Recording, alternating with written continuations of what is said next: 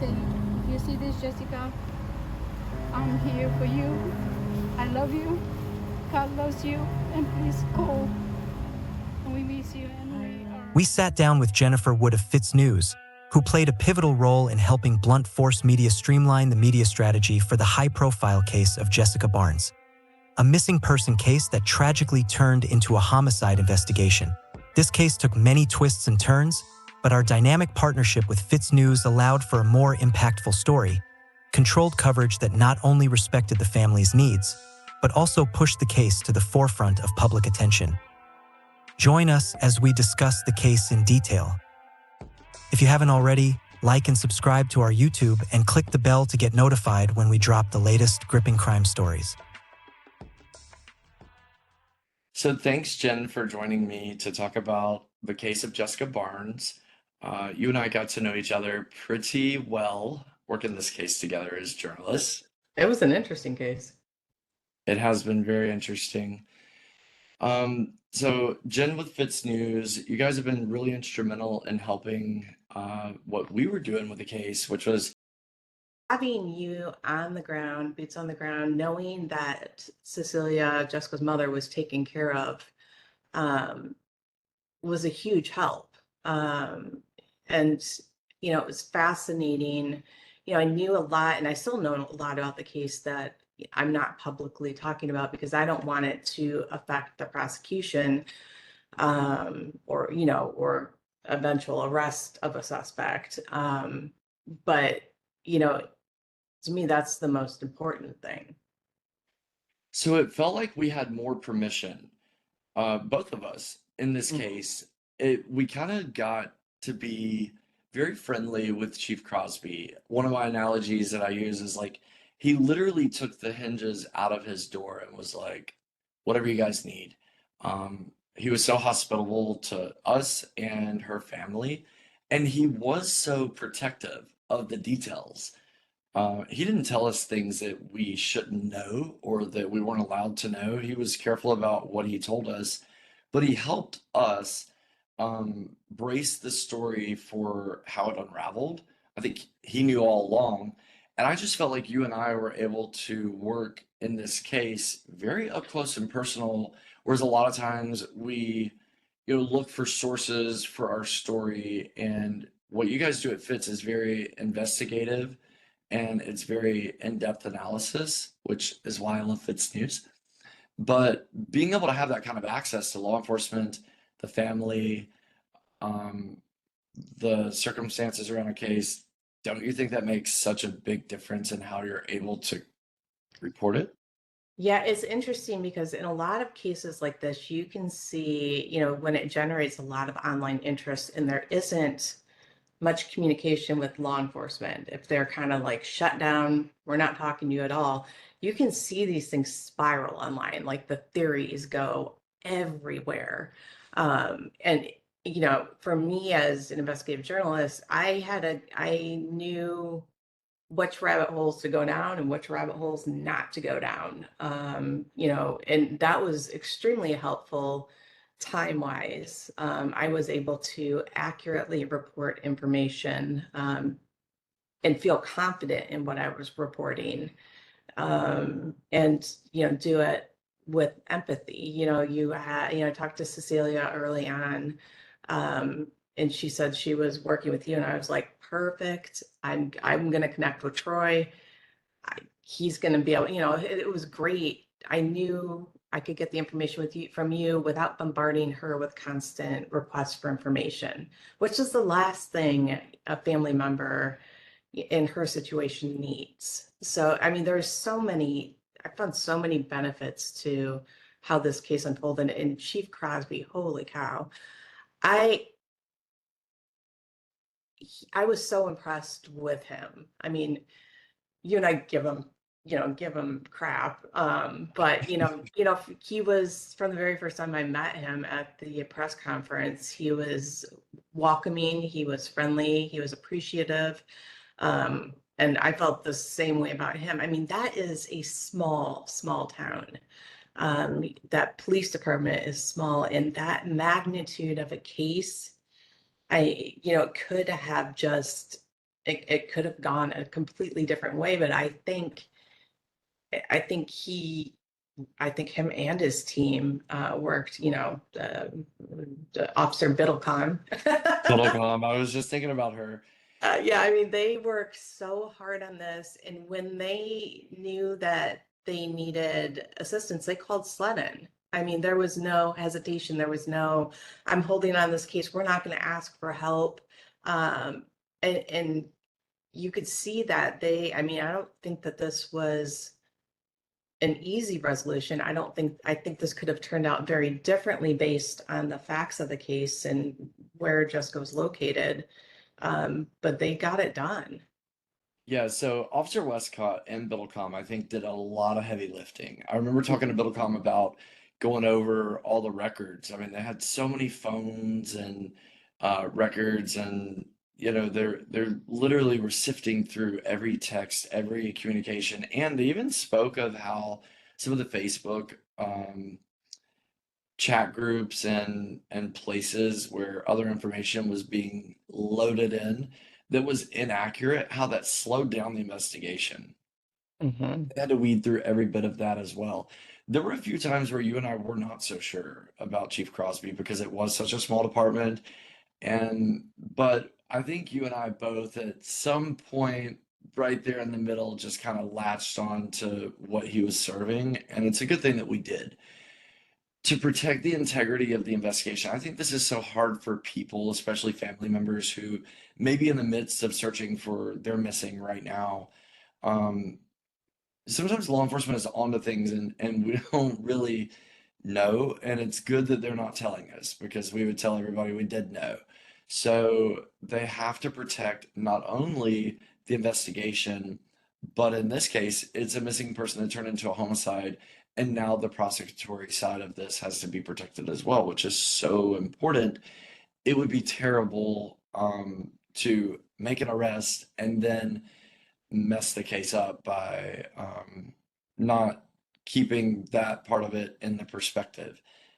But Chief Crosby had I think to sum him up, he's just a good guy. And Yeah. he's also a police chief. He's he's really caring. The dynamics of this case were really mostly about the characters involved. Jessica's mother, Cecilia, oh my goodness, isn't it something how this case we just kind of got stuck to it? It and that's another thing is in the media when you're reporting on a case, you check back tomorrow, you check back in a couple hours, however fluid the case is, you check back for more details. And if you don't really have anything to write about, you do tend to go down those rabbit holes and you try to stay away from the trash and the junk that Mm-hmm. isn't relevant in finding someone. But when law enforcement isn't giving you anything at all, you have to go somewhere to keep a story in the news if you want to keep a story in the news. So with this case, there were so many rabbit holes we could have gone down, and we didn't do that. We didn't have to either.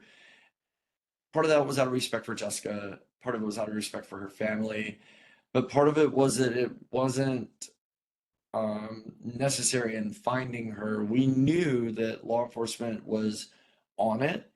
Mm-hmm. We also still had to treat this like a missing persons case. Right. It was sad, but like I kind of early on had a feeling that the outcome was going to be very difficult and very tragic. Um, didn't make me want to, I was hoping, praying that it didn't turn out, that it didn't turn out the way it did. But, part of that is, okay, so, pull the lens back and just look at these people that she was living with at the same time and look at that, look at, what's going on, what are those dynamics? Which, whew. Well, you and I both were shocked at so many parts of this. And it's interesting also how a case that you and I both got on as a missing persons case, it developed into an alleged homicide.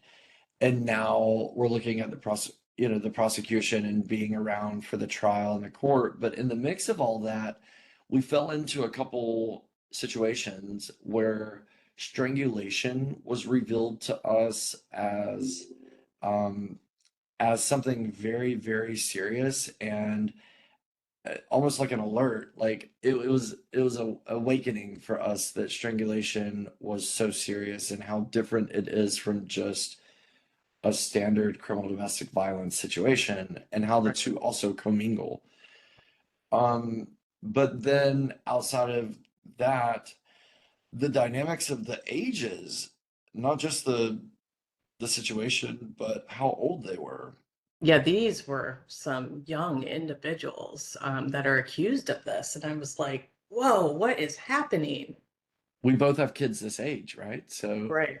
it's alarming to think of your daughter, whom I've met, and my son, or my daughters getting into a situation like this. But then when you get to know Cecilia, you hear even more about it wasn't that Cecilia didn't have constant communication with her daughter. It just kind of got to a point to where her daughter made a decision to stay in this lifestyle. And Mhm. as a result of that, she lost her life. And her mother even said, she said it to you, she said it to me, I'd rather give her to Jesus and lose her from my life than to let her stay here in the hands of his control. Right. And I mean, people are like, a lot of people are like, well, why didn't, like, I mean, if, why didn't she get her out? And I'm like, have you had a daughter? Like, holy, I mean, they are, especially at that age, they can't be told what to do. They have opinions on everything. I don't think it's as easy as people sometimes think. And I was talking to the mother of another victim that their story I've been telling for over a year now last night, and she said, everybody, like I would have told you this could never happen to me. Everybody thinks that this cannot happen to them. And she's like, it can happen to anybody. You can be that person. Um, Absolutely. and she said, I don't know, like she was like that to me is like the one thing I want to make sure people know is this isn't we didn't know this was going to happen. We had no clue. There's so many scenarios. I mean, there's different types of strangulation. There's so many scenarios and how it can play out amongst different groups of people. Um, and it's a very fascinating subject. We were able to see some of the reporting that you did recently with Brian Bennett, um, He's who great. he's amazing. And it's amazing the work that he does too, and how long he's stuck to it, and how often and continual his mission is. I think he's going to get there. I really hope people, not only do I hope that people who are in these situations who have been strangled realize how dangerous of a situation they're in, but I also hope that people who have strangled Hmm. someone else see themselves in that in an alarming way and seek the help that they need to make sure that I didn't realize until I connected with him that South Carolina is the only state without a specific law related to strangulation. And I mean, I've worked on so many stories recently where the homicide victim was a prior victim of strangulation. Megan Bodiford, I can't I think it was maybe Barnwell, somewhere in that area. She was found murdered in May, and one of her best friends was like, he was on parole. I kept telling her parole officer he chokes the crap out of her. I'm going to change the name to be, PC, but she sent me the text. I texted the parole officer. He chokes the crap out of her. She's going to end up dead. And she's like, and then the next text is Megan's missing. We think he may have killed her. And I'm like, all these stories weigh on you. They're heavy. well, And 800% times more likely you are to die of a homicide if right, you have ever been strangled. And the most shocking number that I saw in Brian's CV that he sent to both of us was 46% of children are going to see their mother strangled. Whoa. right. I Can mean, you it was imagine? like, and then when I made, when I made the realization, from Brian that, these are also indicators of other violent crimes, like a police officer involved shootings most of the time are related to domestic violence. And most of the perpetrators of those have strangulation history, mass shootings. Most of them have a history of strangulation. I was like, what can we do better? Like Well, some of what? the people that I talked to that knew Brandon Barnes told me stories of him strangling animals. I remember a story of him actually padlocking Jessica into a room and killing all of her cats in front of her. There was another, um, I think it was Jessica's sister's birthday, and Brandon delivered a dead possum to her in a box.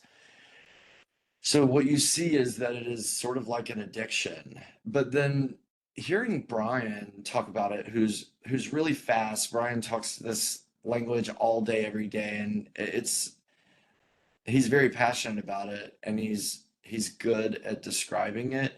But the biggest impact of hearing about this is from actually people like Catherine, who you interviewed. What was that like for you, sitting down with somebody who literally were seeing the evidence of what is like she's the voice behind Jessica's reality, and it could have been Catherine. Did you It could have feel been those Catherine. moments of fear in her when you were talking to her? I did. That was a tough interview because, it wasn't that long ago. It's still very fresh for her.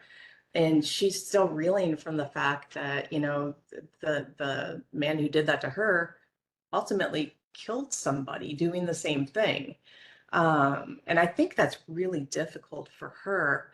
But in her, when she was telling me her story, just the sheer desperation to get out of that relationship, what she had to do to get away Incredible. from it was, then I look at Jessica and I'm like, this for Jessica, getting out of this relationship, I don't think was as easy as everybody thinks it was. Like walking Yeah. away from him. She didn't have an option. He would not let her. In Right. fact, Catherine had to take him with her Hmm. uh, several states away where she knew that there was somebody that would hide her. And It's on the her only third hospital visit for an assault, a nurse finally said, "You need out. I am going to help you." Her third visit. And that's the other thing that Brian, as a trainer, on, strangulation for law enforcement, and how he also trains hospital personnel on recognizing the symptoms of strangulation because they're not always evident. They don't always come with bruises on your throat. It can be a silent killer.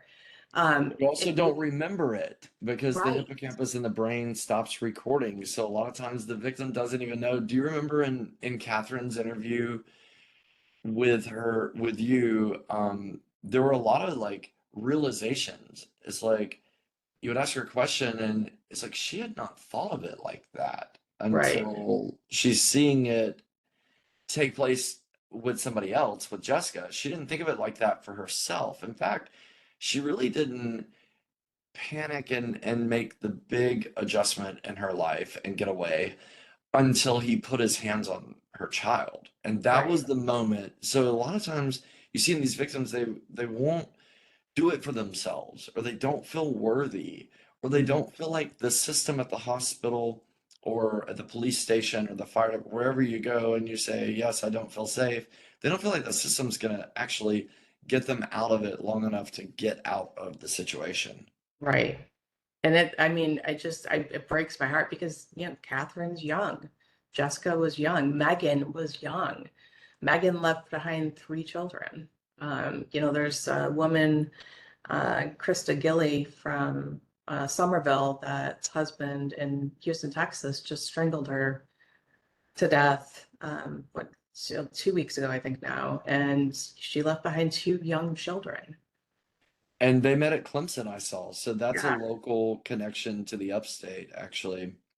Yeah, I mean, just these stories, we can keep reporting on the outcomes, but at some point we need to take a look at what we can do better as a state to protect, individuals in that situation. Well, there's certainly something very different about strangulation versus other stories, and they all criminal domestic violence has such Mhm. a horrendous impact on the victim, and there's the method behind the madness. When you start looking at the behaviors of how victims proceed in these relationships, it makes so much sense. It just does. It's a mindset, and it's a acceptance. But when a woman is strangled, or a man, I guess, but when someone is strangled, we see how they just hand over every bit of dignity, force, fight, flight. They hand it all over in that moment. That is, And somebody I was reading, because I did a lot of research for that article. But they say, where the coercive control is the other thing that's come up. And one expert in an article I read said, strangulation is the ultimate form of control. You are putting your hands around someone's neck, and literally whether or not you let go is life or death. well, and you look at cases like Micah Miller, whose family is really behind the driving force of coercion law in South Carolina right now. Think of how many women don't even know that they're in these kinds of relationships, but they're just traveling down the journey a little bit. Well, I don't think Catherine would And ever have described her relationship as coercive control, but she was telling me that when they moved to Florida, when Brandon and her moved to Florida, he destroyed her phone, so she could not get in touch with her family, deleted her social media accounts. That is control. That is coercive control. we see in his case, he acted very quickly. Usually women, or I should stop saying women, but usually people are in these relationships for like 3 months or 3 years before they ever end up being strangled. Right. Brandon's like, he's driving fast allegedly by displaying this behavior like 3 months in. No, I don't think she would say that it was coercion. I haven't asked her that specifically, but it it still happens in little parts. The first time he yelled at her, then he threw something at her, then he Right. hit her, and then he strangled her. It's And progressive. it is always progressive, or maybe not always, but mostly it is progressive. And so if you feel like you're in a relationship and you're being coerced, um, it's alarming. Nobody Right. should want to control anybody. And Right. I think the natural response is to not want to be controlled. And you know that you can get out of it, but there comes a certain point to where it shows that people can't get out of it. And then they could end up losing their life. I've enjoyed, and I hate to say I have enjoyed, but I have enjoyed um, the close proximity to this family and what I've been able to learn by working so closely with them. And I even mean, though just the little time that I spent with Cecilia, I came out like I felt wiser. I felt stronger. I they're, can't even imagine, because I mean, you and her are, I mean, I'm pretty sure she adopted you. I needed to be adopted, so I'm glad. And the last time I went there to Pendleton, um, I remember driving in and I was so excited because she was gonna have all this food at her house. And when I got there, I ate and it was so good and it felt so good to be in their company. I love their family. I'm glad that it that even though I never got to meet Jessica, that this case has opened so many processes in my mind and so much verification of why we do this kind of work. It's never to get a click. It's never to get a, first position on a story. It's always to make a difference.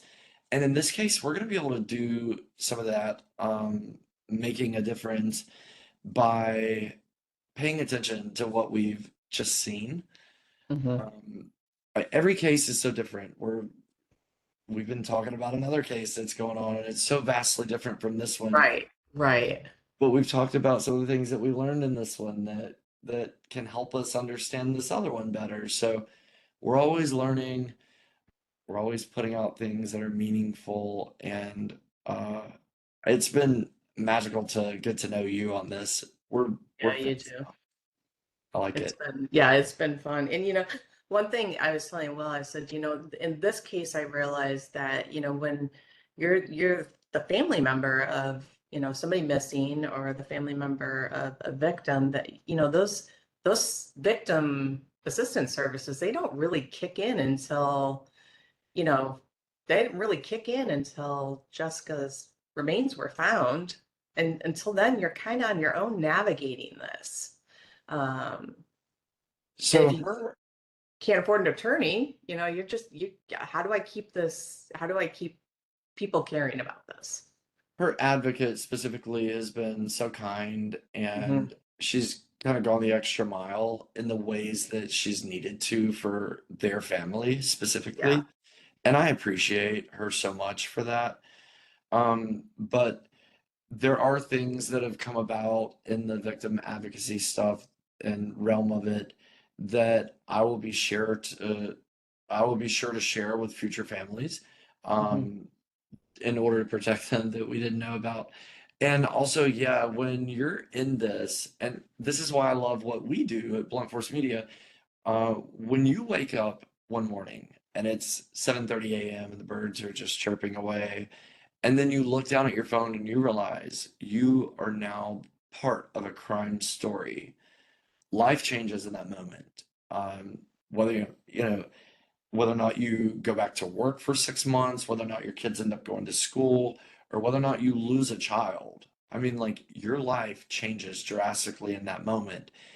And when you're working with agencies who just deal with missing persons and murder and all this every day, they're kind of numb to it. And you're just listening to the typewriter ticking and the phones ringing and figuring out what is really going on. But Jessica's mom will tell you she's just now, like this week, realizing that she'll never hear her daughter sing another song. She'll never hear her call again and say, "Mom, I need you." She'll never be able to look at her eyes across from the dinner table and stare into that magical blue sea of the color of Jessica's eyes. It takes time of getting through all this and I then had a coming out. feeling when I interviewed her that she was kind of like she was just no, like it hadn't hit her yet, and I was like, oh God, like that broke me too. That it was because it was very early on that I interviewed her, but I think she felt better getting her story out so she could take a breath and spend time with the kids. Yeah, your interview with her was kind of her last um, commitment to being public and getting out every day looking for her daughter. I mean, remember she's doing all the Uber rides and passing out flyers. I mean, she literally started a whole marketing campaign, and Chief Crosby accredited her for her efforts and her work in helping to find. It takes that. It takes that to keep the agency accountable. It takes Hmm. that to keep the agency smart. I mean, remember we're asking total strangers to find people they don't know. Right, right, So, a little grace in the areas of these agencies who work so diligently with their subpoenas and their know-how in finding our missing persons. But for the families, that are going through it, they're living in a constant state of shock every day, all day until it's over. right, And then right. when it's over, that must be a lonely feeling when you're all over the television, you're all in the police station, you're all in the everything, and then everybody just packs up and goes home. Right. Like, okay, what do I do now? I You're mean, not sure. And for Cecilia, I mean, she had a celebration of life for Jessica, but she hasn't had an official funeral, an official burial yet. I mean, her daughter is evidence. I can't, I just can't put that on the hook and hang it up Yeah. yet. Yeah. That part for me, and I think about my own personal perspective, which we're not supposed to do that as journalists, are we? But Yeah. Objective. Be objective. I mean, you just think, wow, if that was my child, I don't know how I would act. I wouldn't be as graceful as her. Like that's been, since the moment I had kids, my worst nightmare is not knowing where my child is, not knowing if they're okay, not knowing, I can't even, usually I can like put myself in somebody's shoes, but in that situation I can't because it like makes me physically like so for Cecilia, just what she's been through, I just how graceful and eloquent she has been just a learning. It's been something I will carry with me for the rest of my life. I see it happen time and time again. It seems like when you're in these situations, your body and your mind and your spirit and everything just kicks in. When law enforcement tells you, "Hey, we're going to do this," you just say, "Okay, okay, let's. I'm going to watch you go do that." And you Right, just wait till the next moment and the next trigger and the next scenario. There's so much secrecy in these cases that goes on behind closed doors, and it's good for the progress of the case most of the right. time, but Most of the time. sometimes Most of the time. uh, you have to ask, hey, what's going on? So I mean, and it requires a lot of trust as, the family of a victim or potential victim. It requires a lot of trust in law enforcement. And, I have seen instances where it's not turned out as well as Jessica's. many times over, Yeah. unfortunately.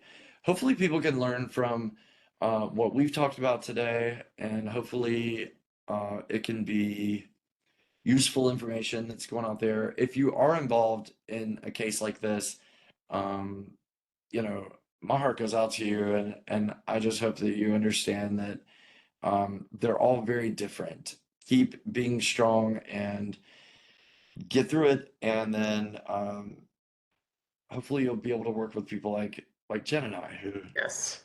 really care. So Yeah, we're ready to take over the world. yeah, we're little. Help We keep people. saying they just need to deputize us. We I need a know, gun just and a give us badge. that badge. Yeah, and we'll be good to go. We can do this. Thank you, Jen Wood. I Thanks, love Troy. every minute I get to work with you on stuff, and I appreciate you meeting me here to talk about it. Back at ya.